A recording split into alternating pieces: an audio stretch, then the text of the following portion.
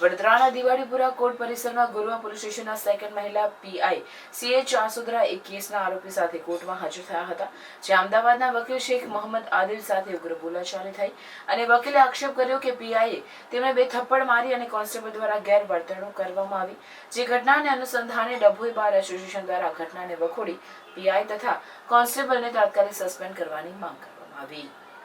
પોલીસનું કામ પ્રજાનું રક્ષણ કરવાનું હોય છે, નહીં કે જાહેરમાં કોઈ પ્રતિષ્ઠિત વકીલ પર હાથ ઉપાડી કાયદો હાથ લેવાનું। વડોદરાની ઘટનાના પડઘા સમગ્ર ગુજરાતમાં પડ્યા છે અને વડોદરાના મહિલા પીઆઈને સસ્પેન્ડ કરવા ઠેર ઠેર માંગ ઉઠી રહી છે। ત્યારે ડભોઈ બાર એસોસિએશનના પ્રમુખ આરિફ એચ મકરાણી, મંત્રી નિલેશ બારોટ તથા કમિટી મેમ્બર અનુજ બારોટ સાથે ડભોઈ બાર એસોસિએશનના વકીલ મંડળે આ ઘટનાને સખત શબ્દોમાં વખોડી ગેરવર્તણૂક કરનાર મહિલા પીઆઈને સસ્પેન્ડ કરવાની માંગ કરી હતી અને ફરીવાર આ પ્રકારની ઘટના ન બને તેમ જણાવ્યું હતું। અને જો આ ઘટના બાદ કસૂરવાર સામે પગલાં નહીં લેવામાં આવે તો ડભોઈ બાર એસોસિએશન દ્વારા આવનાર દિવસોમાં ઉગ્ર આંદોલનની ચીમકી આપી હતી। વડોદરા કોર્ટ સંકુલમાં વકીલ આદિલ શેખ જે અમદાવાદથી વડોદરામાં આવેલા અને તેઓના આરોપીને સરેન્ડર કરવા માટે આવેલા,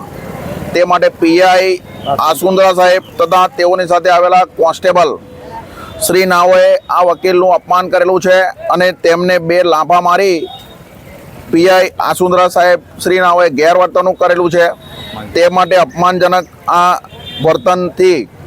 ડભોઈ બાર એસોસિએશન તરફથી ઠરાવ કરવામાં આવેલો છે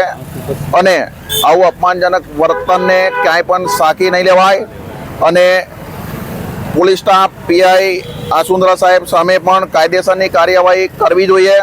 અને તાત્કાલિક ધોરણે તેઓની સામે કાયદેસરની કાર્યવાહી કરવામાં આવે તેવી અમારી માંગણી છે। પોલીસે પણ કાયદામાં રહેવું જોઈએ, કાયદો દરેકની માટે સમાન છે, તે માટે ડભોઈ બાર એસોસિએશને આજે ઠરાવ કરેલો છે અને વડોદરા બાર એસોસિએશનના સમર્થનમાં અમારો ટેકો છે।